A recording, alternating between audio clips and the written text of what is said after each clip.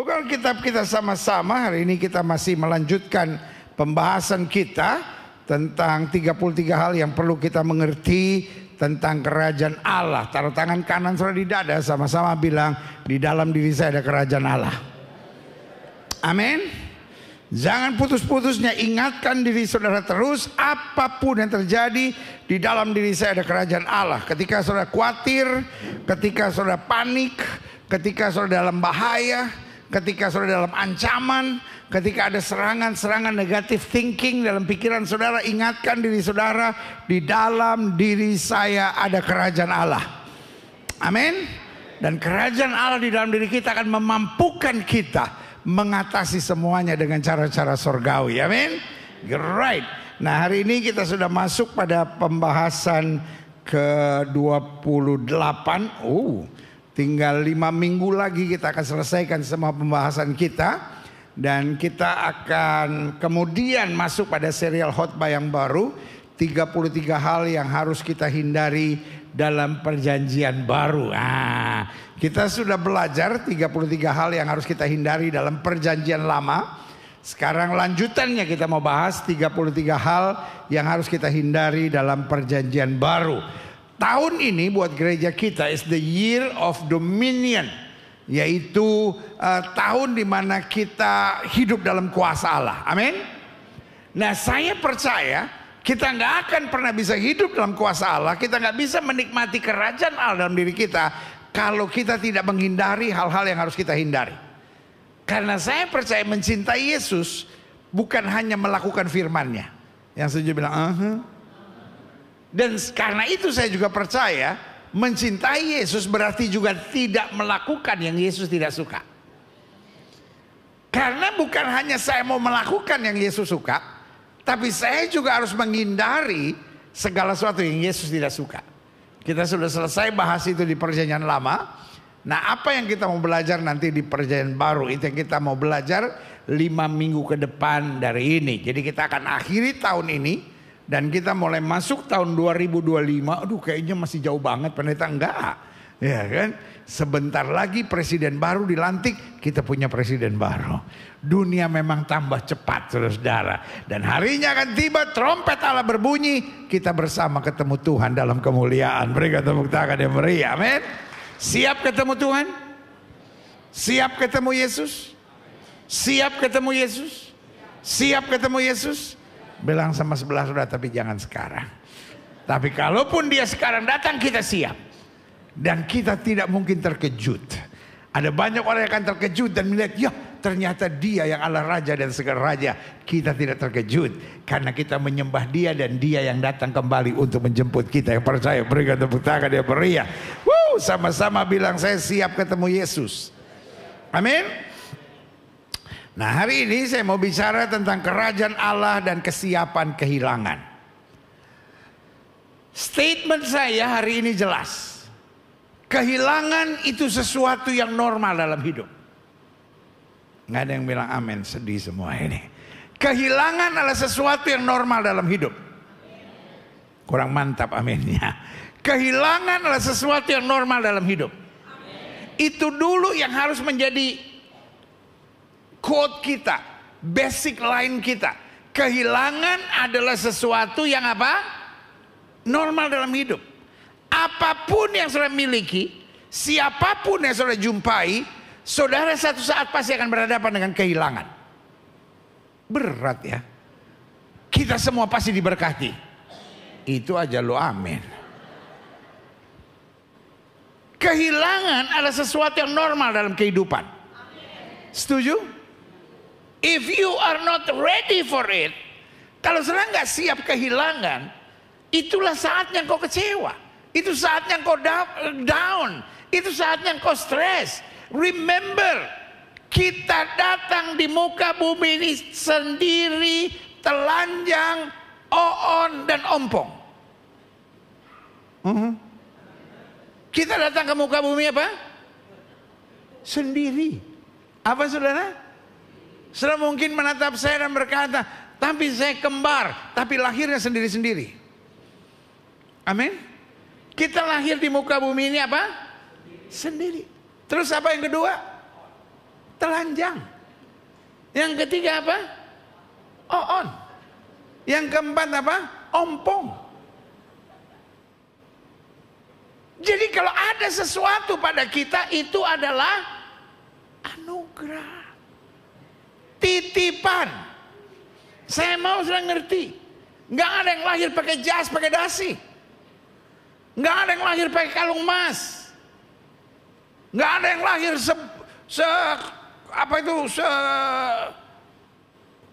kampung keluar semua. Nggak ada. Kita semua lahir apa? Sendiri. Lalu apa? Telanjang. Nggak ada yang pakai sepatu Louis Vuitton.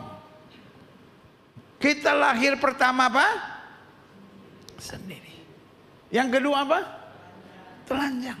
Yang ketiga apa? Oon. Nggak ada orang yang lahir langsung bilang teori Einstein bilang, nggak ada. Jangankan teori Einstein, ditanya ibu kota Jawa Tengah aja nggak ada yang tahu waktu baru lahir.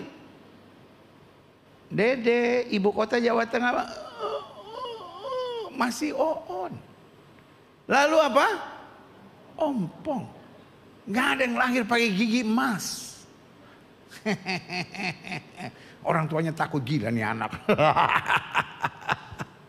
Jadi kalau ada sesuatu pada kita, siapapun yang kita ketemu, itu adalah apa? Anugerah. Hidup yang paling bahagia adalah hidup yang menyadari kehilangan adalah sesuatu yang normal. Sama-sama bilang sama saya, kehilangan sesuatu yang normal. Apapun yang kita cintai, apapun yang kita kagumi, apapun yang kita banggakan, satu hari kita akan kehilangan semuanya itu. Tetapi kita tetap bisa bahagia, karena lepas dari apapun, ada satu yang kita nggak pernah kehilangan, kasih Tuhan dan anugerahnya yang luar biasa buat kita. Yang setuju katakan amin. Nah, ini yang kita mau pelajari hari ini. Buka Alkitab kita sama-sama. Lukas pasal 18 ayat 28 sampai 30. Di bawah judul perikop upah mengikut Yesus. Petrus berkata, kami ini telah apa? Meninggalkan segala kepunyaan kami dan mengikut Engkau. Artinya kami telah berhadapan dengan banyak kehilangan dalam hidup kami demi Engkau. Kata Yesus kepada mereka, aku berkata kepadamu, sesungguhnya setiap orang. Sama-sama bilang sama saya, setiap orang. Tanya sama sebelah saudara, kamu orang bukan? Yang karena kerajaan Allah. Karena apa? Karena apa? Karena apa? Kerajaan Allah. Bukan karena ambisinya, bukan karena perhitungan logikanya, tapi yang karena kerajaan Allah. Meninggalkan rumahnya, istrinya, atau saudaranya, orang tuanya, atau anak-anaknya. Artinya, kalau dia sadar about the kingdom of God, lalu karena itu dia kehilangan sesuatu, ya kan? Dia akan menerima kembali, haleluya, lipat ganda pada masa ini juga, dan pada zaman yang akan datang, ia akan menerima apa? Hidup yang kekal. Jadi ada upah untuk hari ini, ada upah untuk hidup yang kekal. Sama-sama bilang sama saya, kehilangan itu biasa. Kalau kita punya mentality bahwa semuanya adalah owned by the kingdom of God, dan kalau sesuatu diambil pada saya atau saya rela kehilangan sesuatu, seperti Yusuf bilang, seperti Ayub bilang sama saya, Tuhan yang memberi, Tuhan yang mengambil, hidup kita akan asik. Sebagian persoalan terbesar dalam hidup kita, we are not ready for loss. Kita nggak siap untuk apa? Kehilangan. Kenapa kita nggak mau doa pagi? Karena kita nggak mau kehilangan nyaman waktu tidur kita. Setuju? Kenapa kita kepahitan? Karena kita nggak rela kehilangan or plan diganti dengan God's plan. Kenapa kita marah sama Tuhan? Karena kita nggak rela kehilangan mimpi-mimpi kita demi menjalani visi Kristus dalam hidup kita. Ini khotbah-khotbah begini pasti nggak asik. Saya udah berasa dari minggu lalu waktu saya siapin, saya udah bilang, wah ini khotbah terberat yang akan saya harus sampaikan. Saya udah bayangin nih wajah-wajah yang nggak curiga gitu. Wah ini apalagi nih. Apalagi ini kan tanggal-tanggal begini, tanggal-tanggal di mana orang banyak kehilangan kan. Karena banyak tagihan. Saya udah mikir nih, wah ini saya mau khotbah 15 menit aja deh. Kalau nggak berat saya ini. Belum pernah kan lihat pendeta jatuh di mimbar blak. Karena apa? Dites oleh dokter, stres. Karena jemaatnya bikin stres. Saudara gue yang kasih dalam Tuhan, ini adalah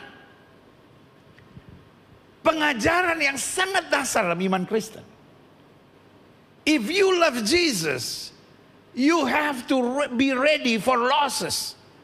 Kalau kita cinta Yesus, kita kehilangan kita anggap biasa. I'm not owning anything. Saya nggak punya apapun.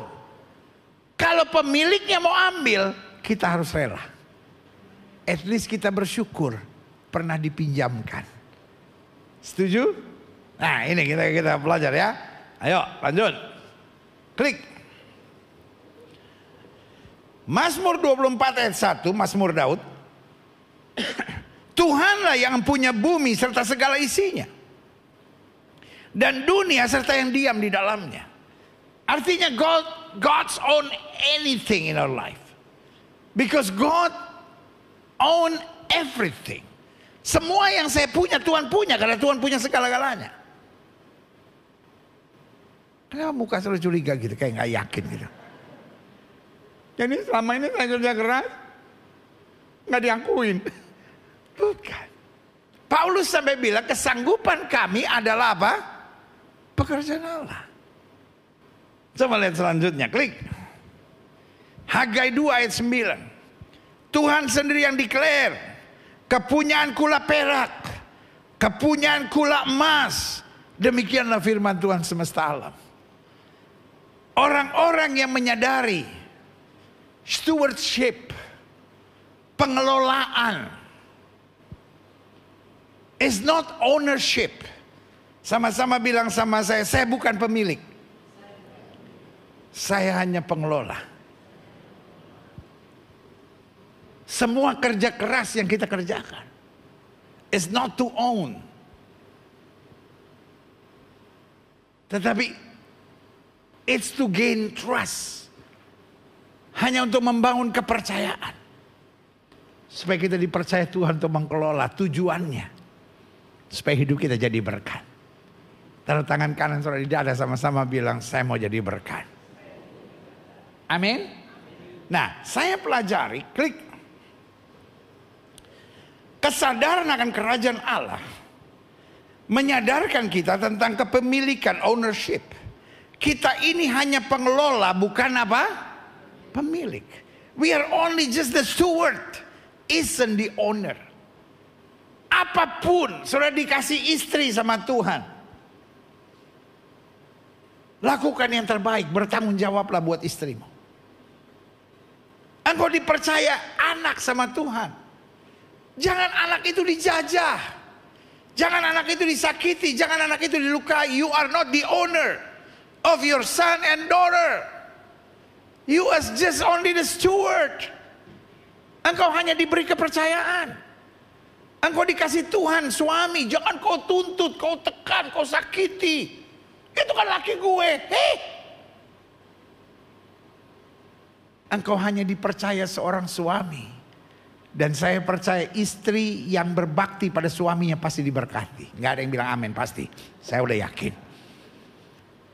Istri yang berbakti pada suaminya hidupnya pasti diberkati. Pak, rekam baik-baik Pak. Putar berulang-ulang Pak.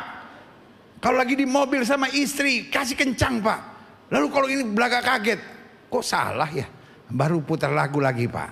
Terus masukin lagi Pak, berkali-kali. Oh ini Roh Kudus kali bicara, maaf ya. Nah gitu.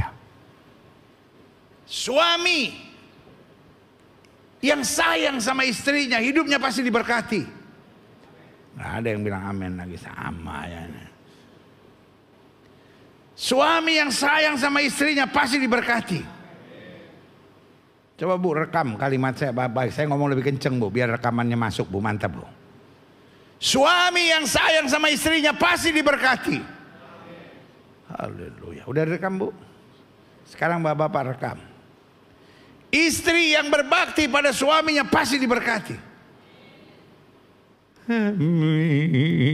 Lu pikir wayang? Karena Alkitab bilang jeripayamu dalam Tuhan tidak sia-sia. Engkau ada kerjaan, engkau dapat tugas, lalu kau kerjakan dengan setengah-setengah. Engkau bukan hanya bersalah pada customermu, engkau bukan hanya bersalah pada bosmu, engkau bersalah pada Tuhan. Sebab kita harus ngerti, we are just only the steward, not the owner. Saya hargai engkau punya toko, saya hargai engkau punya bisnis, saya hargai engkau punya karyawan 1.000, punya karyawan 2.000, punya karyawan 5.000, 10.000, whatever. Tetapi kau sakiti hatinya, kau bukan hanya bersalah pada karyawanmu, kau bersalah sama Tuhan. Kau ada pembantu di rumah, kau ada supir di rumah. Ingat, tanggung jawabmu bukan hanya pada mereka, tapi tanggung jawabmu juga kepada Tuhan. Saya percaya kalau anak Tuhan ngerti prinsip the stewardship, not the ownership, saya percaya hidupmu luar biasa. Karena kerajaan Allah is not about ownership. Kerajaan Allah is about stewardship. Everything owned by God. Sama-sama bilang, semua yang saya punya Tuhan punya. Saya hanya mengelolanya. Makanya Ayub gak stres, beda sama istrinya. Istrinya marah sekali. Istrinya bilang, masihkah kau bertekun dengan Allah sedemikian? Allah yang menghabisi kita semua, Allah yang membuat kita rugi, Allah yang mengambil semuanya dari kita. Kutuki Allah dan matilah. Tetapi Ayub punya konsep berbeda. He is just only the steward. Dia hanya pengelola. Karena itu dia bilang, Tuhan yang memberi, Tuhan yang mengambil, terpujilah nama Tuhan. Mau hidupmu asik? Pak, mau hidupmu asik? Bu, mau hidupmu asik? Sadari kita hanya pengelola, bukan pemilik. Berikan tepuk tangan yang meriah. Selanjutnya saya pelajari, kesalahpahaman tentang kepemilikan akan mengakibatkan 4 hal di sini. 1, menjadikan kita sebagai manusia yang khawatir dan penuh ketakutan. Karena kita pikir kita own. Aduh, gimana kalau saya kehilangan ini? Bagaimana saya kalau kehilangan ini? Bagaimana saya kalau kehilangan ini? Makin kita khawatir, setan makin jajah kita. Tapi kalau kita tahu God's own, kalaupun Tuhan ambil, Tuhan akan gantikan yang lebih baik. Amin. Kalaupun Tuhan izinkan dia berlalu dalam hidup kita, pasti ada maksud Tuhan yang luar biasa. Amin. Yang kedua, kesalahpahaman tentang pemilikan menjadikan manusia tamak dan sombong. Kalau kita belum punya, kita tamak. Kita mau nguasain semuanya. Tapi kalau kita udah punya, kita sombong. Kita pikir, wah ini saya punya, kamu nggak punya ya? Nih, nggak disayang Tuhan. Kita adalah orang-orang yang mengerti firman. Kepada yang diberi banyak, dituntut banyak. Amin.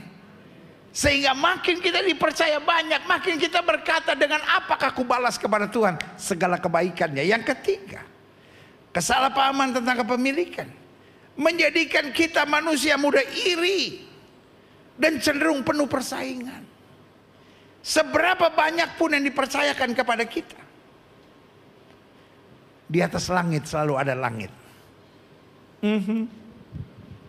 Bu, di atas langit selalu ada langit. Pak, di atas langit selalu ada langit. Adik-adik muda, di atas langit selalu ada langit. Engkau punya karyawan 20.000, ada orang yang karyawannya 25.000. Engkau punya mobil 12, ada orang yang punya mobilnya 16. Engkau punya suami baik, ada lagi yang suaminya lebih baik. Engkau punya istri cantik, ada orang yang istrinya lebih cantik. Engkau punya anak pintar, ada orang yang anaknya lebih pintar. Artinya di atas langit selalu ada langit. Kalau kita pikir kita yang punya, wah kita nggak bisa tenang. Ada orang-orang yang nggak bisa tenang lihat suami orang lebih baik. Dia komplain sama suaminya. Bu, kalau suami orang lebih baik nggak apa-apa bu, nggak usah komplain. Sebab istrinya juga pasti lebih baik. Kan nggak perlu kok bilang Pak, itu suaminya baik. Nanti dia jawab, Mama juga ngaca dong, bininya kan coba cantik begitu gak kayak mama pas-pasan begini. Nanti ibu sakit hati. Pak, kalau ada orang istrinya lebih baik gak apa-apa Pak. Gak usah dibanding-bandingkan, malah lihat dong, dia tuh pinter masak, dia tuh ini. Tetapi Pak mikir juga Pak, suaminya six pack, Papa one ball begini. Lihat dong suaminya naik Pajero, Papa naik Delman. Bendi kata orang Manado bilang. Hari ini saya mau bilang, kalau kita sadari we are not the owner, kita cuma ingat satu hal, yang paling penting bukan what we have, tapi yang paling penting adalah bagaimana kita mengelolanya dengan baik. Setuju? Istri yang pas-pasan aja nggak bisa kau bahagiakan, bagaimana kalau istrimu kelas atas? Ayam mamma mia. Bu, suami yang pas-pasan aja kau nggak bisa bikin bahagia, apalagi suami yang kelas atas. Aduh, tahukah saudara? Mobil makin mahal, biaya perawatan makin tinggi. Istri makin hebat, biaya perawatan makin tinggi. Pak, darah Yesus Pak. Aduh, Pak, Suzuki Carry aja kau gak bisa rawat Pak. Aduh, minta ampun. Aduh Pak, mau pakai Rolls Royce Phantom. Aduh, bensinnya aja Pak. Aduh. Oh iya mamma mia. 1,15 Pak. 1 liter untuk 15 rumah Pak.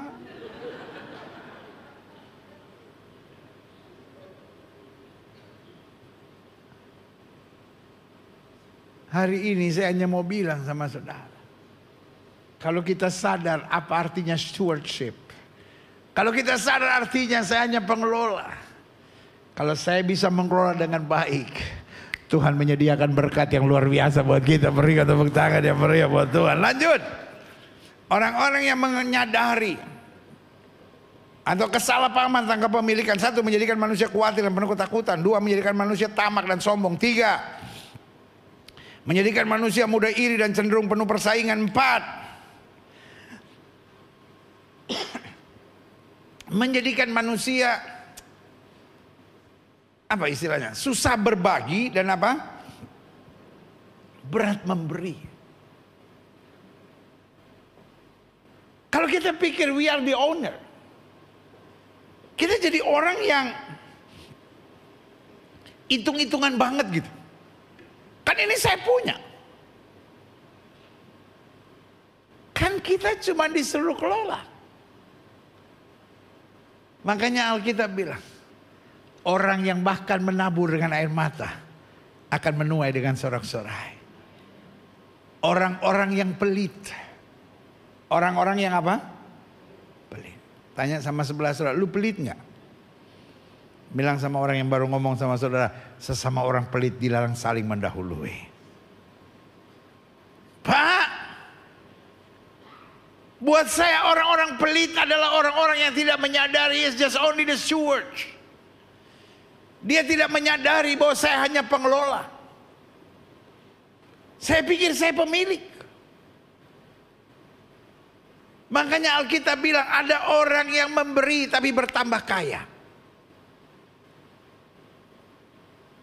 Karena dia sadar dia hanya seorang apa? Pengelola. Makanya Alkitab bilang kita adalah bendahara yang jujur dari Tuhan. Ketika kita tahu melakukan tugas dan bagian kita, ada saja berkat Tuhan yang luar biasa. Taruh tangan kanan saudara di dada, sama-sama bilang, saya tidak boleh pelit. Tidak boleh pelit dalam tersenyum, tidak boleh pelit dalam memberi, tidak boleh pelit dalam berbagi, tidak boleh pelit dalam memberi pertolongan. Ketika kita mulai menyatakan kasih Kristus, kita tahu kita hanya pengelola. Dan kalau kita setia dalam perkara kecil, Tuhan berkati kita dalam perkara yang lebih besar. Amin. Sama-sama bilang, saya tidak boleh hitung-hitungan. Karena saya bukan pemiliknya. Saya hanya pengelolanya. Amin. Lanjut. Saya pelajari anak-anak Tuhan yang mengerti ide kerajaan Allah akan menjadi orang yang tenang atau siap menghadapi kehilangan. Adapun orang yang siap kehilangan, satu, orang yang sadar diri. Ayub bilang apa? Tuhan yang memberi, Tuhan yang mengambil, terpujilah nama Tuhan. Yusuf bilang, aku inikah pengganti Allah? Manusia boleh mereka-rekakan yang jahat, Allah mereka-rekakan untuk kebaikan. Kau mau buat apapun kepada hidupku, Tuhan yang mempunyai hidupku. Selama aku kelola dengan baik, ada saja berkat Tuhan dalam hidupku. Makanya Alkitab bilang, kalau Tuhan sudah buka, gak ada yang bisa tutup. Kalau Tuhan sudah tutup, gak ada yang bisa buka. Sadar diri. Semua yang kita punya Tuhan punya. Sesuatu diambil dari kita, kita tetap tenang dan percaya. Semuanya pasti dalam rencana Tuhan yang indah, dahsyat dan luar biasa. Katakan amin. Yang kedua saya pelajari, orang yang siap kehilangan adalah orang yang hidupnya tenang dan santai. Ada orang yang netting gitu, negative thinking, lalu bikin skenario. Wah, nanti kalau ini begini, bagaimana kalau begini, begini. Boleh nggak? Pikiran kita jangan jauh-jauh. Tepuk sebelah saudara, bilang, pikiran lo jangan kejauhan. Tugas kita seperti Alkitab bilang, kesusahan sehari cukuplah untuk sehari. Karena Alkitab udah bilang, pencobaan yang kamu alami tidak akan pernah melebihi kemampuan kamu. Kadang-kadang kita ini kurang santai. Taruh tangan kanan saudara di dada, sama-sama bilang, hidup saya harus lebih santai. Sebab saya punya Tuhan. Ada yang ngatur. Rekan-rekan yang ada di rumah masing-masing, ketik live chat saudara, hidup saya harus lebih santai. Pak, saya nggak tahu apa cuman saya yang merasa, tapi dunia ini jalannya makin cepat, setuju nggak? Saya bangun pagi, nanti saya ada acara malam. Tiba-tiba, ya ampun, ini udah waktunya, harus siap-siap segera. Sampai tempat terlambat lagi, saudara-saudara.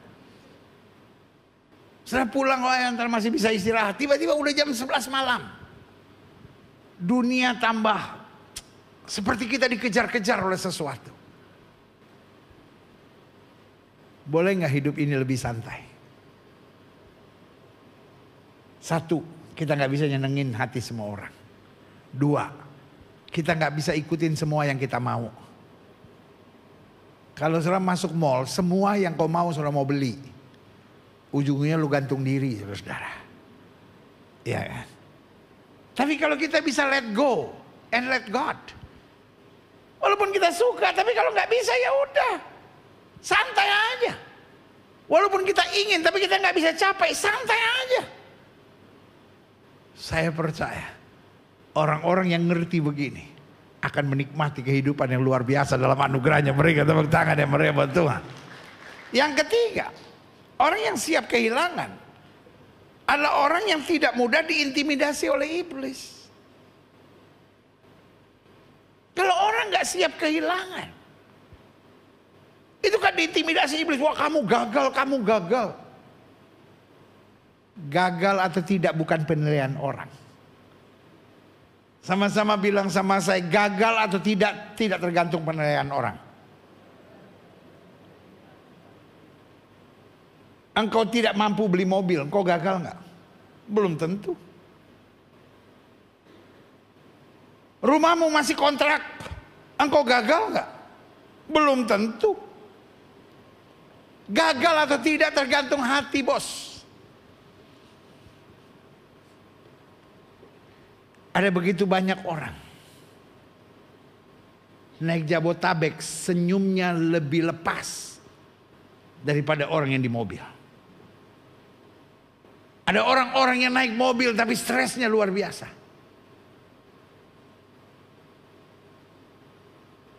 Tapi ada orang-orang yang naik Jabotabek, senyumnya lebih lepas.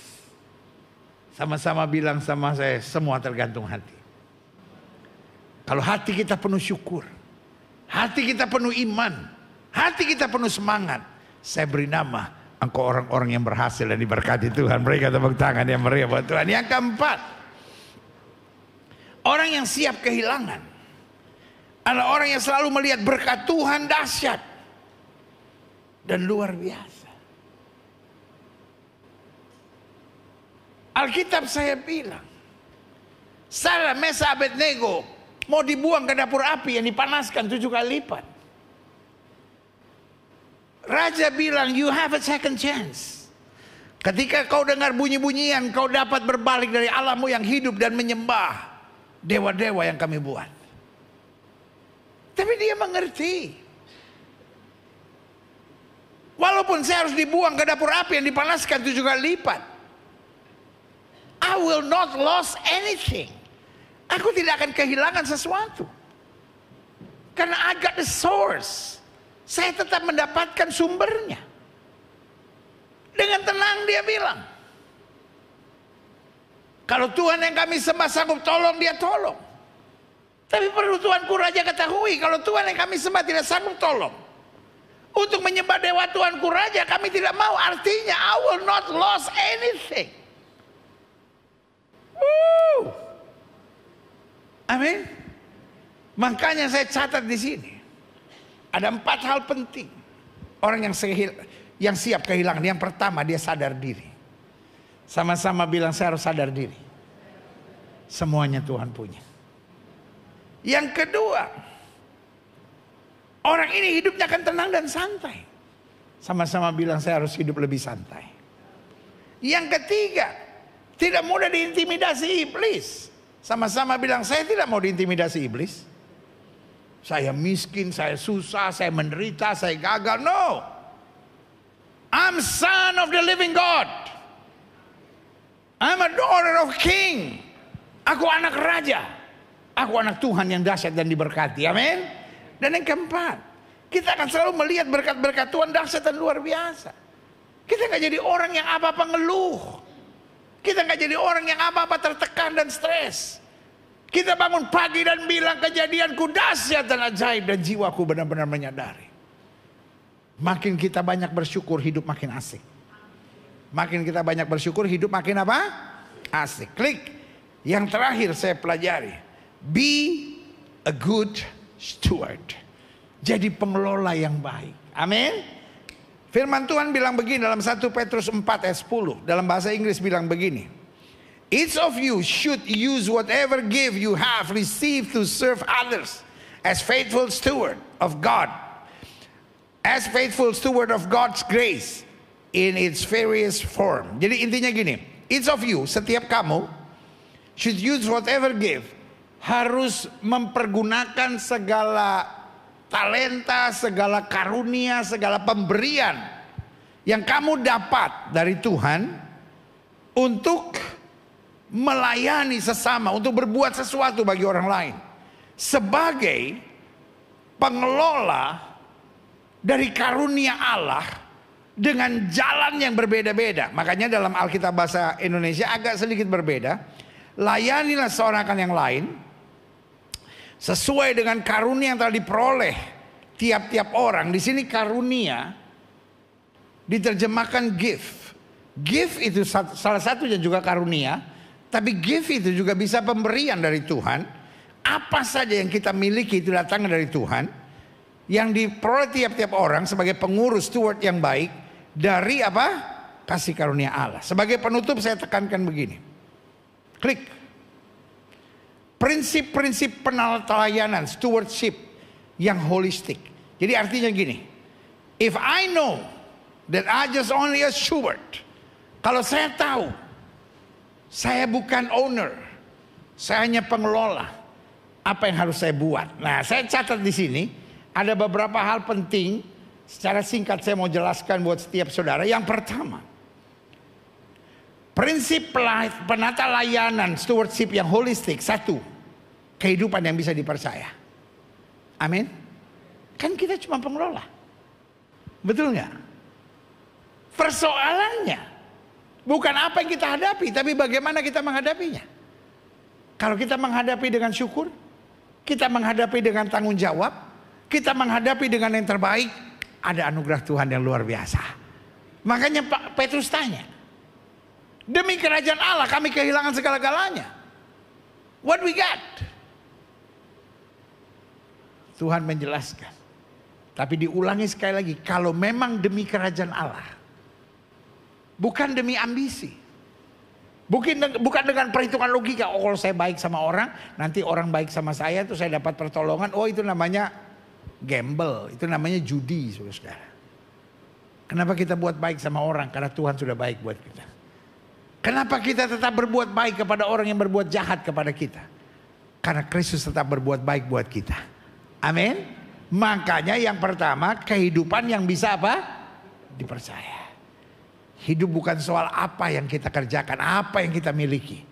Tapi hidup soal bagaimana kita mengerjakannya. Alkitab bilang apa? Lakukan segala sesuatu seperti kamu melakukan untuk Tuhan. Yang kedua, prinsip penata layanan atau stewardship yang holistik.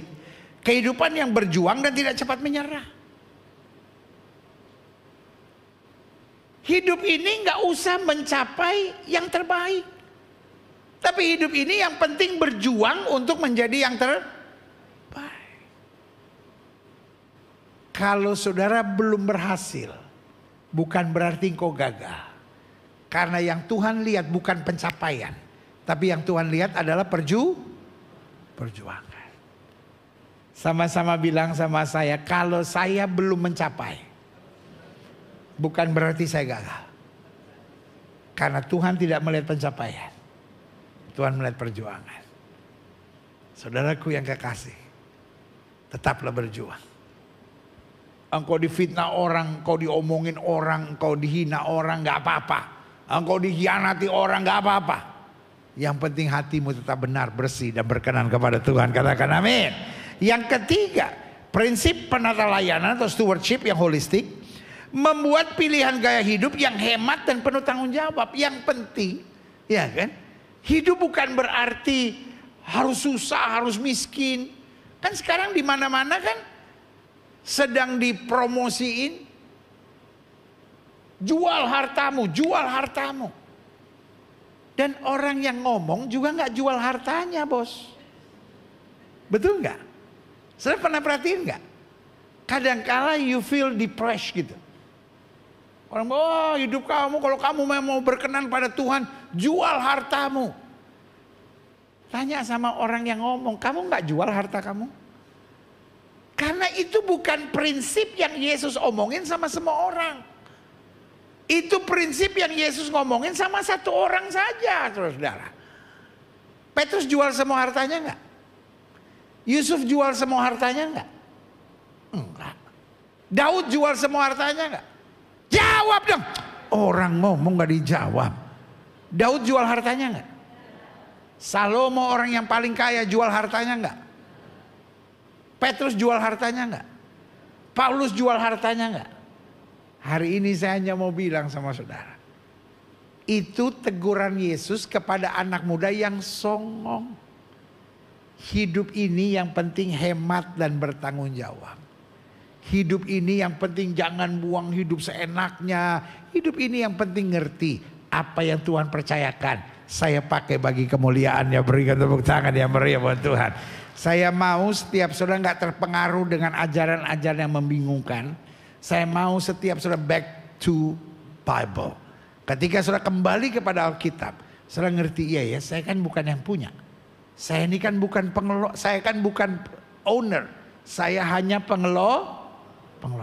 Selama kita hidup bertanggung jawab, hidup secara hemat, hidup secara benar dalam terang firman Tuhan, pasti ada pertolongan dan rahmat Tuhan yang luar biasa. Yang keempat, prinsip penata layanan yang holistik, memaksimalkan potensi apa? Karunia rohani. Walaupun kau hidup hemat, tapi kalau karunia rohani yang ada pada saudara nggak kau kembangkan. Saudara ingat yang dapat 1 talenta, apa yang dia buat? Dia kubur. Hemat nggak hidupnya? Dia pakai nggak? Dia pakai nggak? Dia hemat. Tapi dia tidak mempergunakan karunia Allah. Yesus bilang apa? Enyah dari hadapanku, hai kamu hamba yang malas, jahat dan tidak berguna. Tuhan mau engkau diberkati. Sama-sama bilang, Tuhan mau saya diberkati. Yang penting dengan berkat yang ada pada kita, kita menyatakan kemuliaan Kristus. Berikan tepuk tangan yang meriah. Yang terakhir, saya undang pemain musik maju ke depan. Jadi prinsip penata layanan stewardship yang holistik. 1, kehidupan yang bisa dipercaya. 2, kehidupan yang berjuang dan tidak cepat menyerah. 3, membuat pilihan gaya hidup yang apa? Hemat dan penuh tanggung jawab. Yang keempat, memaksimalkan potensi karunia rohani yang ada dalam hidup saudara. Dan yang kelima, menjalani hidup yang apa? Murah hati. Alkitab berkata, berbahagialah orang yang murah hatinya, karena mereka beroleh kemurahan. Biarlah hari ini pulang dari gereja roh saudara menyala. I'm not the owner of everything. I'm just the steward of God. Be a good steward.